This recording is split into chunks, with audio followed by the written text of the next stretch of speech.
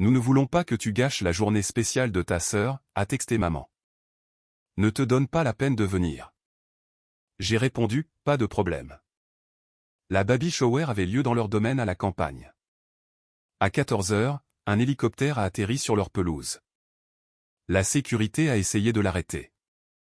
Le pilote a remis une enveloppe à ma mère. Transfert de propriété, ce domaine appartient désormais à Madame Harper. Vous avez 48 heures. Ma famille est restée figée. Parce que je n'avais pas seulement acheté leur maison, j'avais acheté tout le quartier. Depuis mon yacht à Monaco, j'ai envoyé un seul texto, profitez bien de la fête. Le texto de ma mère est arrivé un mardi matin alors que j'examinais des contrats d'acquisition dans mon bureau. Enfin, pas exactement un bureau, plutôt le salon principal de mon yacht de 180 pieds actuellement ancré au large de la côte de Monaco. Mais ma famille ne savait rien du yacht. Ils ne savaient pas grand-chose de ma vie réelle. J'ai regardé le message sur mon téléphone. Claire, je pense qu'il est préférable que tu ne viennes pas à la baby shower d'Amber ce week-end. Nous ne voulons pas de drame et honnêtement, ta présence mettrait tout le monde mal à l'aise. J'espère que tu comprends. Je n'ai pas répondu immédiatement. Au lieu de cela, j'ai posé mon téléphone et j'ai regardé la Méditerranée. Son bleu impossible s'étendant jusqu'à l'horizon. Mon assistant Pierre est apparu avec mon café de l'après-midi. Un flat white parfaitement préparé, exactement comme je l'aimais. Un problème, mademoiselle Harper, a-t-il demandé en remarquant mon expression. La famille, ai-je dit simplement. Il a hoché la tête en connaissance de cause. Pierre était avec moi depuis 5 ans. Il en avait assez vu pour comprendre ce que ce mot signifiait quand je le prononçais. J'ai repris mon téléphone et j'ai tapé une réponse à ma mère. Je comprends tout à fait. J'espère qu'Amber aura une belle fête. Sa réponse est arrivée en quelques secondes. Merci d'être mature à ce sujet. C'est vraiment pour le mieux. Pour le mieux, comme si exclure sa propre fille d'une célébration familiale était une sorte de délimitation raisonnable plutôt que le dernier acte d'un schéma de mépris et de rejet de 15 ans. J'ai posé mon téléphone et je suis retourné au contrat. L'acquisition des propriétés Belmont se déroulait sans accroc. 17 propriétés résidentielles dans un quartier exclusif du Connecticut qui incluait, par coïncidence, le domaine de campagne de ma famille. Les vendeurs avaient été pressés, le prix raisonnable, le moment parfait. Le mercredi soir, j'avais envoyé un autre texto à ma mère, pas de problème. Elle avait probablement interprété ces 2 mots comme une acceptation gracieuse de mon exclusion. Une résignation à mon rôle de déception familiale qui apprenait enfin sa place. Elle apprendrait différemment le samedi après-midi. Laissez-moi revenir en arrière et expliquer comment nous en sommes arrivés là. Je suis la fille cadette de Richard et Patricia Harper. Ma sœur Amber a 35 ans, 3 ans de plus que moi, et a passé toute sa vie à être exactement ce que nos parents voulaient. Elle a épousé Connor Mitchell, un avocat d'affaires issu d'une bonne famille. Ils vivent dans une belle maison coloniale dans le quartier adjacent au domaine de campagne de mes parents. Amber fait du bénévolat, siège à des conseils d'administration d'organisations à but non lucratif et attend maintenant son premier enfant, le premier petit enfant de mes parents. Moi, par contre, je suis la déception. Quand j'ai eu 18 ans, je ne suis pas allé à Yale comme Amber. Au lieu de cela, je suis allé dans une université d'État, à la grande horreur de mes parents. Quand j'ai obtenu mon diplôme, je n'ai pas poursuivi des études de droit ou de médecine ou l'une des professions acceptables. J'ai dit que je travaillais dans la technologie, ce qu'ils ont interprété comme étant au chômage et cherchant des excuses. Quand j'ai eu 25 ans, j'ai complètement quitté leur sphère du Connecticut et j'ai acheté un petit appartement à Boston. Ils ont supposé que je pouvais à peine me le permettre. Je n'ai jamais corrigé cette supposition. Au fil des ans, les réunions de famille sont devenues de plus en plus inconfortables. Les réussites d'Amber étaient célébrées avec faste. Son mariage, ses promotions dans diverses organisations à but non lucratif, sa maison parfaite, sa vie parfaite. Mes accomplissements, tels qu'il les comprenait, étaient accueillis avec un désintérêt poli ou une préoccupation à peine voilée. Toujours dans ton truc de technologie, demandait mon père à Noël. Toujours dans ce petit appartement, ajoutait ma mère. Toujours célibataire, intervenait tante Margaret comme si être célibataire à 32 ans était un diagnostic terminal. Je souriais, hochais la tête et changeais de sujet car expliquer la vérité était plus compliqué que cela n'en valait la peine. La vérité était la suivante. À 22 ans, fraîchement sorti de l'université, j'avais développé un algorithme pour optimiser les transactions immobilières commerciales. Je l'avais transformé en une plateforme logicielle que je vendais sous licence à de grandes sociétés immobilières. À 25 ans, j'avais vendu cette entreprise pour 340 millions de dollars. Mais je ne me suis pas arrêté là. J'avais pris cet argent et commencé à investir dans l'immobilier moi-même. Pas des maisons résidentielles ou de petites propriétés, mais des portefeuilles entiers, des complexes d'appartements, des bâtiments commerciaux, des développements résidentiels. Au cours des 7 années suivantes, j'avais bâti un empire immobilier d'une valeur d'environ 2,8 milliards de dollars. Je possédais des propriétés dans 17 États. J'avais une maison à Boston, oui, un penthouse dans le bâtiment le plus exclusif de la ville, mais j'avais aussi des maisons à Manhattan, San Francisco, Londres et Monaco. Je voyageais constamment, vivais sur mon yacht pendant des mois et dirigeais mon entreprise de n'importe où je me trouvais. Ma famille ne savait rien de tout cela. Ils pensaient que je joignais à peine les deux bouts, travaillant dans un vague emploi technologique, vivant dans mon petit appartement à Boston, trop ratée et embarrassante pour être incluse dans leurs fonctions sociales. Et je les avais laissés le penser car au moment où ils sauraient pour l'argent, tout changerait. Ils s'intéresseraient soudainement à ma vie. Ils voudraient s'impliquer. Ils agiraient comme s'ils m'avaient toujours soutenu. Je préférais le mépris honnête à un amour fin basé sur mon solde bancaire. Mais la baby shower d'Amber, c'était différent. Il y a 3 mois, quand Amber a annoncé sa grossesse, ma mère était aux anges. Elle avait immédiatement commencé à planifier une baby shower élaborée dans leur domaine de campagne. Le même domaine où ils avaient organisé la fête de fiançailles d'Amber, sa bridal shower et d'innombrables autres célébrations au fil des ans. J'avais été invité à tous ces événements. Bien sûr, j'étais de la famille. Mais mon rôle à ces rassemblements était devenu de plus en plus clair. J'étais le contre-exemple, la fille qui avait fait les mauvais choix et qui en payait le prix. Ma présence était tolérée, mais pas bienvenue, reconnue, mais pas célébrée. À la fête de fiançailles d'Amber, mon père avait porté un toast à Amber, qui a toujours su ce qu'elle voulait et l'a poursuivi avec détermination et intelligence. Nous ne pourrions pas être plus fiers. L'implication que je ne savais pas ce que je voulais et que je manquais de détermination et d'intelligence était claire pour tout le monde. À la bridal shower, ma mère avait prononcé un discours sur le bon jugement d'Amber en toutes choses, carrière, relations, choix de vie. Elle m'avait jeté un coup d'œil en le disant, sa signification étant sans équivoque. Ainsi, lorsque l'invitation à la baby shower est arrivée, je savais quel rôle on attendait de moi. La sœur célibataire, ratée, décevante, regardant depuis la touche pendant qu'Amber franchissait une nouvelle étape que je n'atteindrais probablement jamais. Je m'étais préparé à l'endurer avec la même grâce dont j'avais fait preuve à chaque autre événement familial jusqu'à ce que le texto de mardi arrive. Ma mère avait décidé que ma présence gâcherait la journée spéciale d'Amber, que je mettrais les gens mal à l'aise, qu'il valait mieux que je reste à l'écart. Pour la première fois en 15 ans d'endurance silencieuse, quelque chose en moi a craqué. Je les avais laissés me rabaisser. Je les avais laissés me traiter comme une ratée. Je les avais laissés m'exclure de leur cercle intime. Mais m'exclure complètement d'un événement familial, tracer une ligne aussi claire, cela exigeait une réponse. Le jeudi, j'ai passé un appel à mon avocat en immobilier. Mitchell, ai-je dit quand il a répondu, j'ai besoin que vous accélériez la clôture des propriétés Belmont. Je veux que ce soit fait d'ici vendredi après-midi. Vendredi, a-t-il paru surpris. Claire, c'est agressif. Nous n'avons pas terminé toutes les vérifications préalables. J'ai déjà terminé mes vérifications préalables, ai-je dit. Les propriétés sont solides. Les titres sont clairs. Les vendeurs sont motivés. Qu'est-ce qui bloque? Juste les éléments de procédure normaux, arpentage, inspection, assurance-titre. Payez ce que vous devez payer pour tout accélérer, ai-je dit. Je veux clôturer demain. Mitchell, je veux que les transferts de propriété soient traités immédiatement. Enregistrement le jour même. Pas de retard. Puis-je demander pourquoi cette précipitation soudaine? Affaire de famille, ai-je dit. Le timing est important. Il savait qu'il ne fallait pas insister. Je vais m'en occuper. Bien, Mitchell. Une fois les transferts terminés, j'ai besoin d'un service de coursier pour une adresse spécifique dans le Connecticut. Samedi après-midi, 14 heures précises. Je vous enverrai les détails.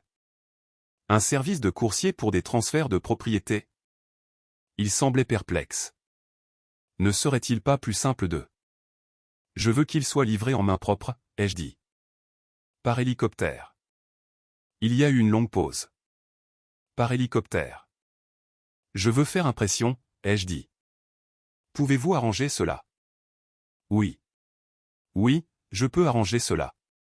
Bien que, Claire, cela va être coûteux. Mitchell, ai-je dit calmement, je viens d'acheter 17 propriétés pour 89 millions de dollars. Je pense que je peux me permettre un service de coursier par hélicoptère. Bien. Bien sûr. Je m'en occupe. Le vendredi après-midi, Mitchell a appelé pour confirmer. Nous avons clôturé. Les 17 propriétés sont maintenant enregistrées au nom de Harper Holdings LLC. Les transferts de propriétés sont enregistrés. L'hélicoptère du coursier est prévu pour demain à 14 h, au départ de l'aéroport du comté de Westchester. Destination. Il a fait une pause. Point la pelouse du 47 Belmont Road. Êtes-vous sûr de cela? Absolument sûr, ai-je dit. Dois-je demander de quoi il s'agit? Réunion de famille, ai-je dit. En quelque sorte. Samedi matin, je prenais mon petit déjeuner sur le pont supérieur du yacht quand mon téléphone a sonné. Un numéro inconnu. J'ai répondu. Oui. Mademoiselle Harper? C'est James Wilson, chef de la sécurité au domaine Belmont. Nous avons été informés qu'un hélicoptère atterrira sur la propriété cet après-midi. Je voulais confirmer que c'est autorisé. Le domaine Belmont, c'est ainsi que mes parents appelaient leur maison, la vaste propriété de 6 acres avec la maison principale, la maison d'amis, la piscine, les cours de tennis et les jardins manucurés. Ils l'avaient acheté il y a 15 ans, lorsque la carrière de mon père dans la banque d'investissement était à son apogée. C'était leur fierté et leur joie, leur symbole de réussite. L'atterrissage de l'hélicoptère est autorisé, ai-je dit. Il livre des documents importants à Madame Harper. Il a demandé, clairement confus. Les documents concernent la propriété du bien, ai-je dit. Madame Harper voudra les voir immédiatement. Je vois. Et devrions-nous autoriser l'hélicoptère à atterrir où? Monsieur Wilson, ai-je dit calmement, depuis hier après-midi, je suis propriétaire de cette propriété ainsi que de toutes les autres propriétés du quartier de Belmont. Alors oui, vous devriez autoriser l'hélicoptère à atterrir. En fait, vous devriez le faciliter. Vous travaillez pour moi maintenant. Il y eut un silence stupéfait à l'autre bout du fil. Je vous enverrai une communication distincte de mon avocat confirmant votre nouvel emploi, ai-je continué, ainsi qu'une augmentation substantielle. Je crois qu'il faut prendre soin du bon personnel de sécurité. Mademoiselle Harper, je ne comprends pas. Vous comprendrez, ai-je dit. Vers 14 h cet après-midi.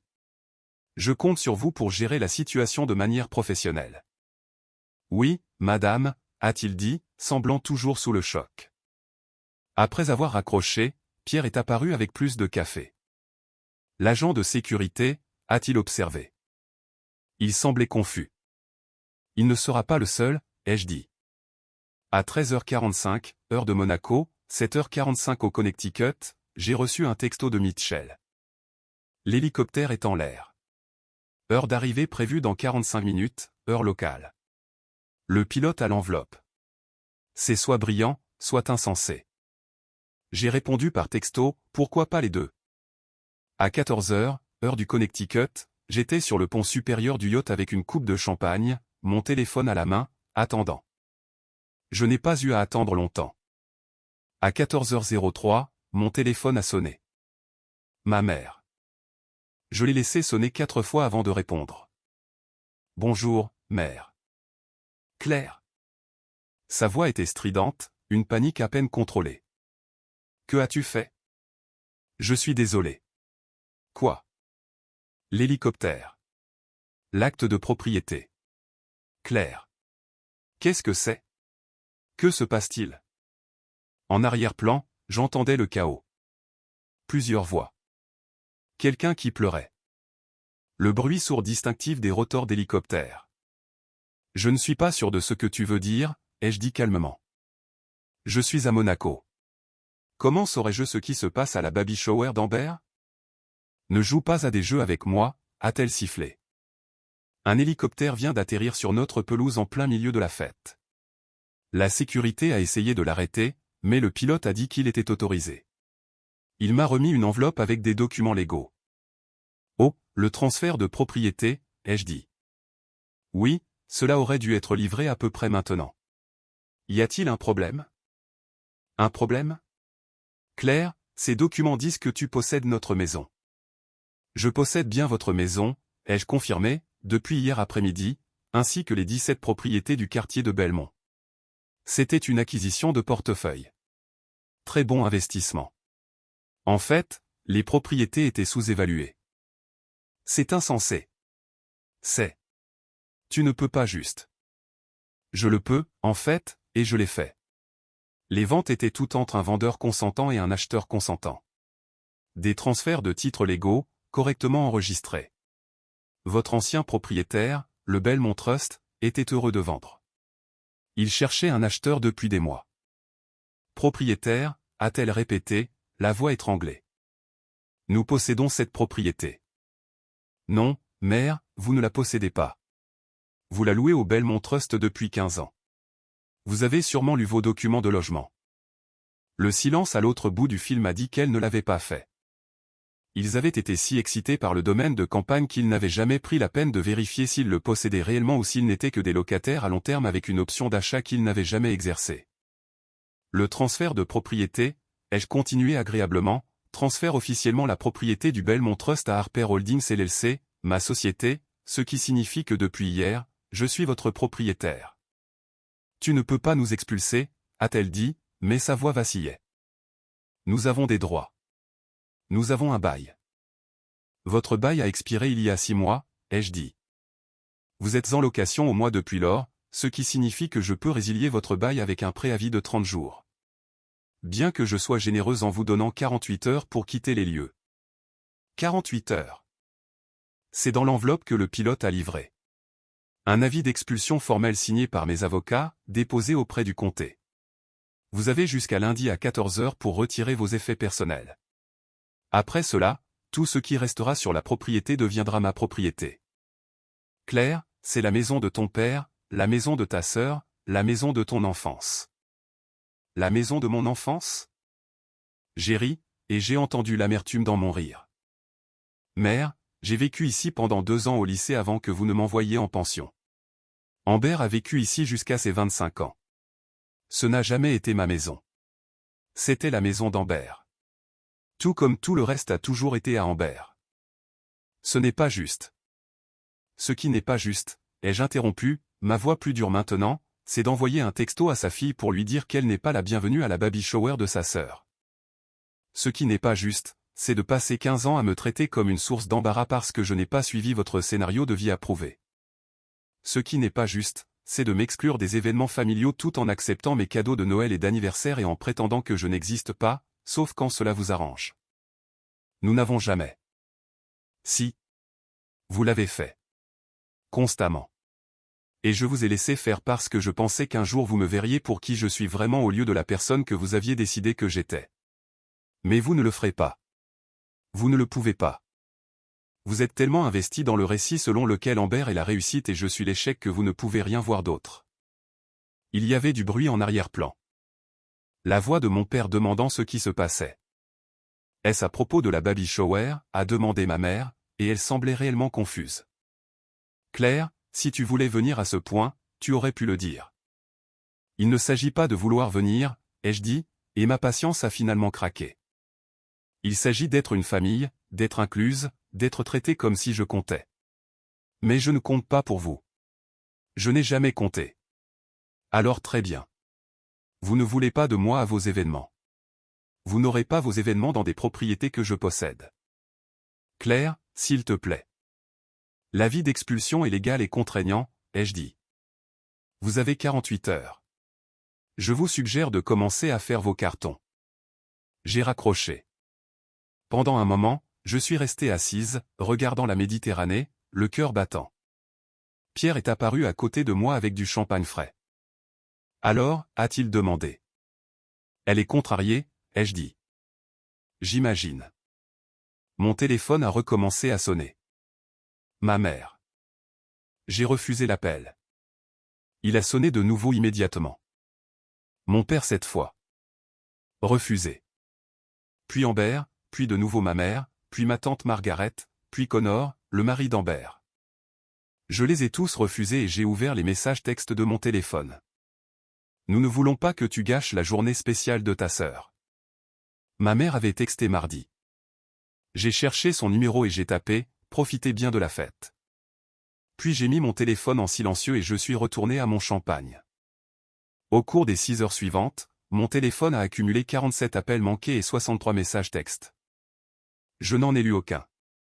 J'ai déjeuné tard sur le yacht, j'ai nagé dans la Méditerranée, puis je me suis habillé pour dîner dans un restaurant étoilé au Michelin à Monaco avec un associé. Ce n'est que le dimanche matin que j'ai finalement regardé les messages.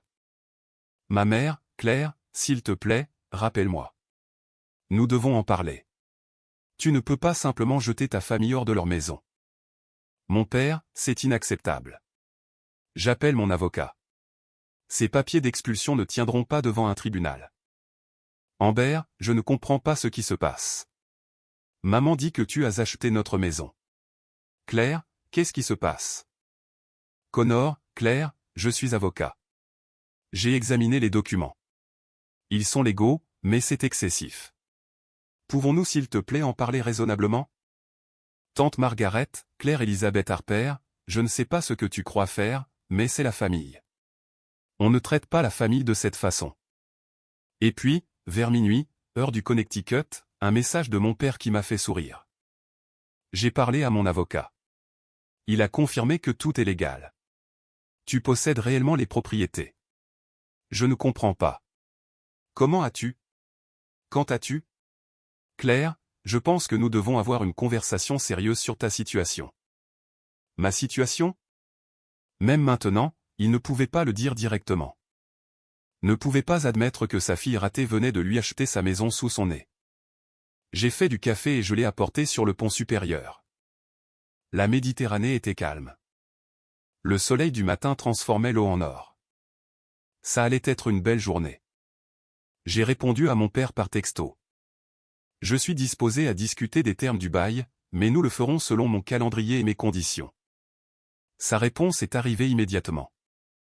Nomme-les. J'ai tapé un message, l'ai effacé, j'ai recommencé. Finalement, j'ai opté pour « réunion de famille mardi ». Vous choisissez le lieu, restaurant, hôtel, salle de conférence, un endroit neutre. Tout le monde est invité sauf moi. Vous rencontrerez mon avocat à la place. Il présentera mes conditions. Pourquoi pas toi? Parce que je suis à Monaco et parce que je ne fais confiance à aucun de vous pour avoir une conversation civile avec moi en ce moment. Il y eut une longue pause avant son message suivant. Nous sommes ta famille. Malgré ce que tu penses, nous t'aimons. J'ai fixé ce message pendant un long moment. Ils m'aimaient. Peut-être à leur manière. Mais l'amour sans respect. L'amour avec des conditions. L'amour qui exigeait que je sois moins pour qu'ils puissent se sentir plus. Ce n'était pas le genre d'amour dont j'avais besoin. J'ai répondu, nous verrons. Mardi, 14 heures. Je demanderai à Mitchell de vous envoyer le lieu. Lundi après-midi, heure de Monaco. Lundi matin, heure du Connecticut. J'ai eu un appel vidéo avec Mitchell pour le préparer à la réunion. Explique-moi tout, ai-je dit. Qu'est-ce que nous offrons? Mitchell a affiché ses notes à l'écran. Option 1, ils peuvent continuer à louer la propriété Belmont auprès de vous au prix du marché, soit environ 12 000 $ par mois pour la maison principale. Bail au mois avec un préavis de résiliation de 90 jours de part et d'autre. Prix du marché, ai-je répété. Combien payait-il avant? Selon les anciens documents de bail, 5 000 $ par mois. Le Belmont Trust leur a fait un prix d'amis parce que votre père est allé à l'université avec l'un des administrateurs. Donc, mes parents avaient vécu bien en dessous du prix du marché pendant 15 ans, utilisant leur relation pour obtenir des conditions favorables tout en me faisant la morale sur la responsabilité financière. Parfait. Option 2, ai-je demandé. Ils peuvent vous acheter la propriété à sa valeur marchande actuelle, 8,5 millions de $. Vente au comptant, sans condition suspensive de prêt hypothécaire. Clôture dans les 60 jours. Ont-ils 8,5 millions de dollars, ai-je demandé. Pas selon les dossiers financiers que j'ai consultés. Votre père a pris sa retraite l'année dernière. Leurs économies sont substantielles, mais pas à ce point. Ils devraient liquider la plupart de leur portefeuille de retraite pour y arriver. Option 3, ils déménagent dans les 48 heures comme spécifié initialement. Vous convertissez la propriété à un autre usage, location, vente à un tiers, ou vous la gardez vacante pour votre propre usage. Et que penses-tu qu'ils choisiront? Mitchell a souri légèrement. Ils demanderont l'option 4, que vous leur donniez la maison. Ce que je ne ferai pas. Ce que vous ne ferez pas. Donc, ils finiront par se décider pour l'option 1, le bail, pendant qu'ils se démèneront pour trouver comment réunir l'argent pour l'option 2. Ils auront l'impression d'être traités équitablement tout en se sentant profondément mal à l'aise que leur fille soit maintenant leur propriétaire. Parfait, ai-je dit. Claire, a dit Mitchell prudemment. Puis-je vous demander ce que vous essayez réellement d'accomplir ici? Est-ce une punition, une vengeance? C'est une limite, ai-je dit simplement. Pendant 15 ans, ils m'ont traité comme si j'étais inférieur, comme si j'étais une source d'embarras, comme si je ne méritais ni respect ni considération. Ils m'ont exclu des événements familiaux. Ils ont méprisé mes accomplissements. Ils ont clairement montré que je n'étais pas ce qu'ils voulaient comme fille. Alors, vous avez acheté leur maison. Alors, j'ai établi des termes clairs pour notre relation à l'avenir, ai-je corrigé. S'ils veulent faire partie de ma vie, ils doivent me respecter. Et s'ils ne peuvent pas le faire, ils peuvent au moins respecter le fait que je détiens les cartes maintenant. Et s'ils choisissent l'option 3, s'ils décident que vous avoir comme propriétaire est trop humiliant et qu'ils déménagent complètement. Alors ils auront fait leur choix, ai-je dit. Et je saurai exactement où j'en suis. Mardi après-midi, j'étais en conférence téléphonique avec un promoteur immobilier à Londres quand Pierre m'a fait signe que Mitchell appelait. Attendez un instant, ai-je dit au promoteur et j'ai changé de ligne. Comment ça s'est passé? Mitchell a fait une pause, choisissant clairement ses mots. C'était l'une des réunions les plus inconfortables auxquelles j'ai jamais assisté. Raconte-moi tout. Toute votre famille était là. Parents, sœurs, mari de la sœur, même votre tante Margaret. Ils avaient engagé leur propre avocat, quelqu'un que votre père connaît de ses jours dans la banque. Très cher, très agressif. Et j'ai présenté les 3 options exactement comme nous en avions discuté. Leur avocat les a immédiatement qualifiées d'inacceptables. Il a dit que vous étiez vindicative et déraisonnable. Il a dit qu'aucun tribunal ne maintiendrait une expulsion basée sur ce qu'il a appelé un drame familial. Que as-tu dit? Je lui ai rappelé que l'expulsion n'a rien à voir avec un drame familial et tout à voir avec les droits de propriété. Le bail a expiré. Ce sont des locataires au mois. Vous résiliez le bail avec un préavis en bonne et due forme. C'est tout à fait légal. Et ensuite? Ensuite, votre mère s'est mise à pleurer. Votre sœur a demandé pourquoi vous faisiez cela. Votre père a exigé de savoir où vous aviez trouvé l'argent pour acheter 17 propriétés. Votre tante a dit que vous brisiez la famille. Comment as-tu répondu? J'ai dit que vous aviez fourni 3 options pour aller de l'avant, toutes raisonnables, et qu'ils devaient en choisir une avant la fin de la journée, sinon l'expulsion se poursuivrait comme prévu. Et ils ont choisi l'option 1, le bail. 12 000 $ par mois à compter d'aujourd'hui. Conditions de location au mois. Ils n'étaient pas contents, mais ils ont signé les papiers. J'ai expiré un souffle que je n'avais pas réalisé que je retenais. Bien. Claire, a dit Mitchell prudemment. Votre mère m'a demandé de vous demander quelque chose. Quoi? Elle veut savoir si vous viendrez à la baby shower d'Amber ce dimanche. Ils organisent une deuxième fête. Apparemment, celle de samedi a été complètement gâchée par l'incident de l'hélicoptère. C'est comme ça qu'ils l'appellent? L'incident de l'hélicoptère? Ils l'appellent de plusieurs façons en fait, dont la plupart que je ne répéterai pas. Mais votre mère a insisté. Elle a dit de vous dire que vous êtes invité, qu'ils veulent que vous soyez là, que vous êtes de la famille. J'y ai pensé. La baby shower à laquelle j'avais été spécifiquement non invité parce que ma présence gâcherait tout. Maintenant, ils me voulaient là. Non, ai-je dit. Claire, ils ne veulent pas de moi là-bas parce qu'ils ont soudain réalisé que je vaux la peine d'être là. Ils me veulent là-bas parce qu'ils ont peur.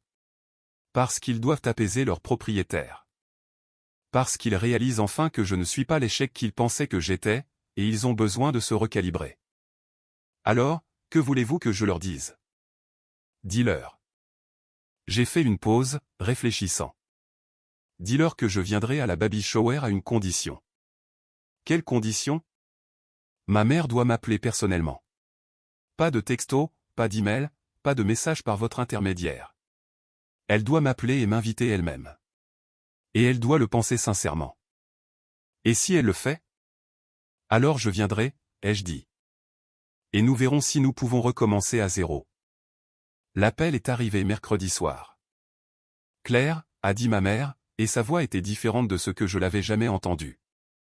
Plus petite. Je te dois des excuses. Oui, ai-je convenu. C'est vrai. Je ne savais pas, a-t-elle dit. À propos de ton succès, de ton entreprise, de tout ça. Tu ne nous l'as jamais dit. Vous n'avez jamais demandé, ai-je dit. Chaque fois que j'essayais de parler de mon travail, vous changiez de sujet ou faisiez une blague sur le fait que j'étais au chômage. Vous avez décidé que j'étais une ratée, et vous n'avez jamais remis en question cette supposition. J'avais tort, a-t-elle dit simplement.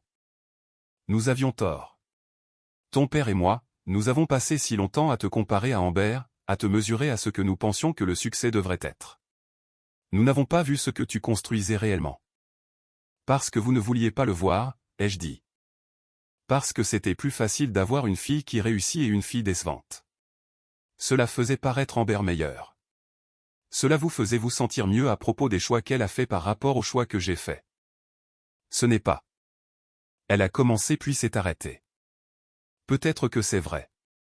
Peut-être que nous avions besoin que tu sois moins pour qu'Amber puisse être plus. C'était la chose la plus honnête qu'elle m'ait jamais dite. Je suis désolé, a poursuivi ma mère, pour le texto, pour t'avoir désinvité, pour 15 ans à te faire sentir que tu n'étais pas assez. Tu es assez, Claire. Tu as toujours été assez.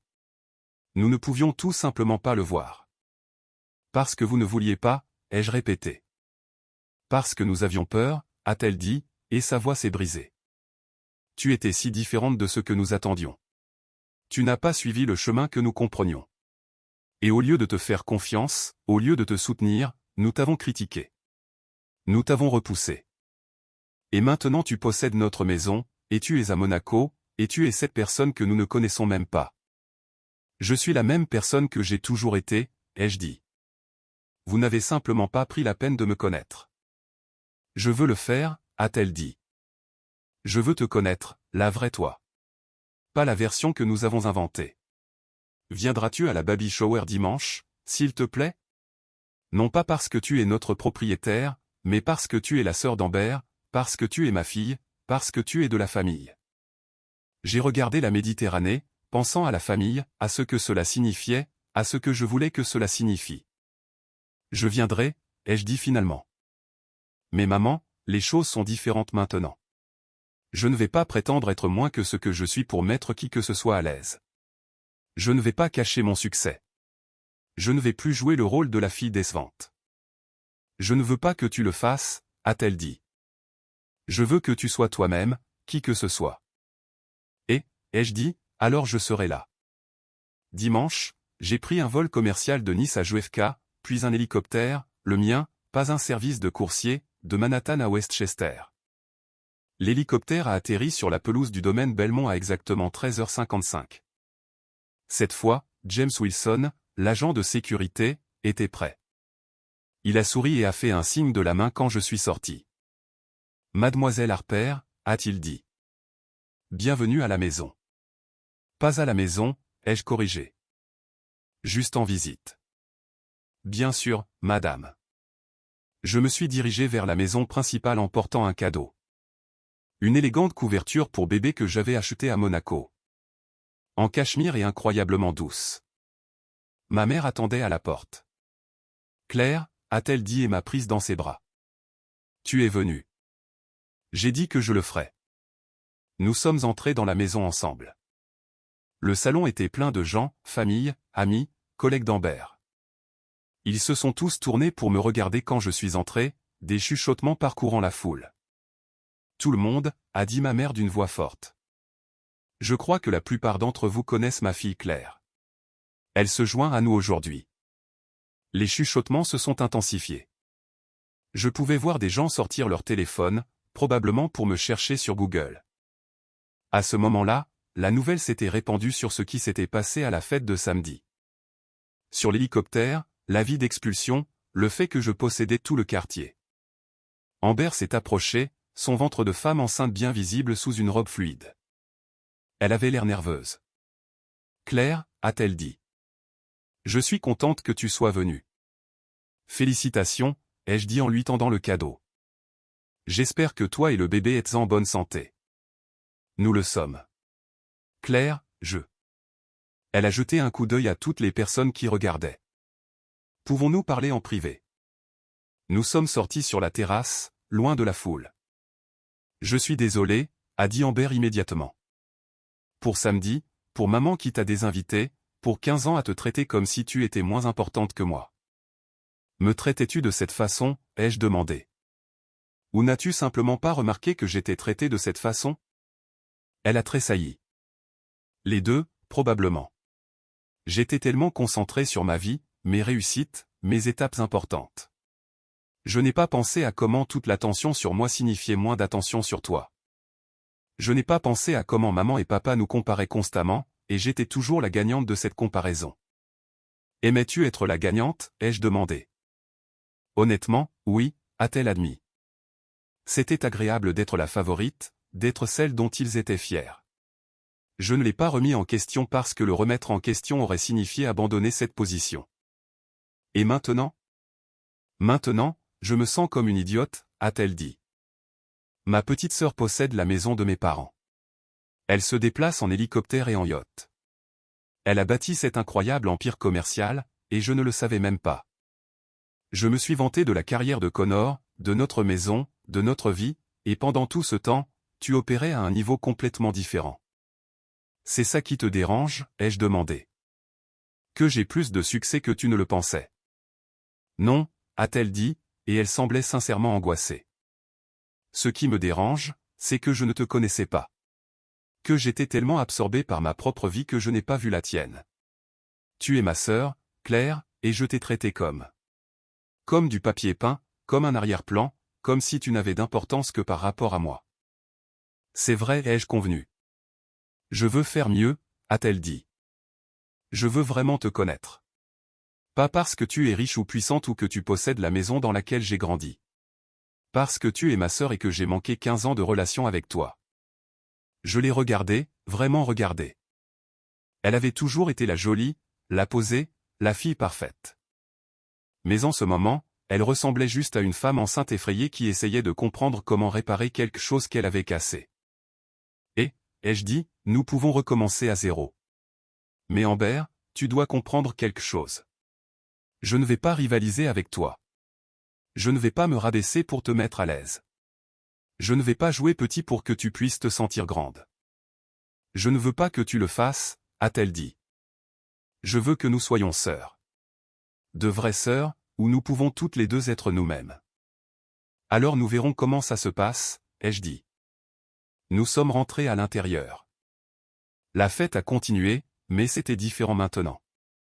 Les gens n'arrêtaient pas de venir me voir, de poser des questions, d'essayer de comprendre. J'ai répondu honnêtement sur mon entreprise, mes propriétés, ma vie. Ma mère est restée proche, presque protectrice, s'assurant que les gens étaient respectueux. À un moment donné, mon père m'a prise à part. Claire, a-t-il dit, et il avait l'air plus vieux que je ne l'avais jamais vu. J'ai réfléchi à ce que je dirais si j'avais l'occasion de te parler et j'ai réalisé qu'il n'y a qu'une seule chose qui compte. Je suis fier de toi. Vraiment, ai-je demandé. Où es-tu fier de ce que j'ai accompli? Il y a une différence. Les deux, a-t-il dit. Je suis fier de ce que tu as construit. Mais plus que ça, je suis fier que tu l'aies construit selon tes propres termes, sans te soucier de ce que nous pensions, sans avoir besoin de notre approbation. Cela demande une vraie force. J'ai toujours eu besoin de votre approbation, ai-je dit doucement. J'ai juste fini par apprendre à vivre sans. Tu n'aurais pas dû avoir à le faire, a-t-il dit. Et je suis désolé que tu aies dû le faire. Nous sommes restés là un moment, pas tout à fait réconciliés, mais commençant peut-être à nous comprendre. 3 mois plus tard, j'étais de retour sur le yacht à Monaco quand j'ai reçu un texto d'Amber avec une photo en pièce jointe. Une petite fille avec des cheveux noirs et les yeux de son père. Voici Sophia Claire Mitchell, disait le texto. Nommée d'après sa brillante tante. J'ai regardé ce deuxième prénom, Claire, et j'ai senti quelque chose bouger dans ma poitrine. J'ai répondu par texto, elle est magnifique. Félicitations, Amber. Viendras-tu la rencontrer?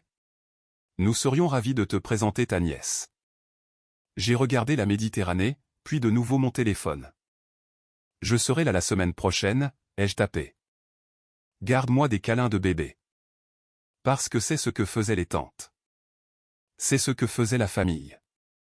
Même une famille compliquée et imparfaite qui avait passé des années à se tromper avant de finalement commencer à bien faire les choses. La semaine suivante, je suis retourné dans le Connecticut. Mais cette fois, je n'ai pas fait atterrir l'hélicoptère sur leur pelouse. J'ai atterri à l'aéroport local et j'ai conduit dans une voiture ordinaire.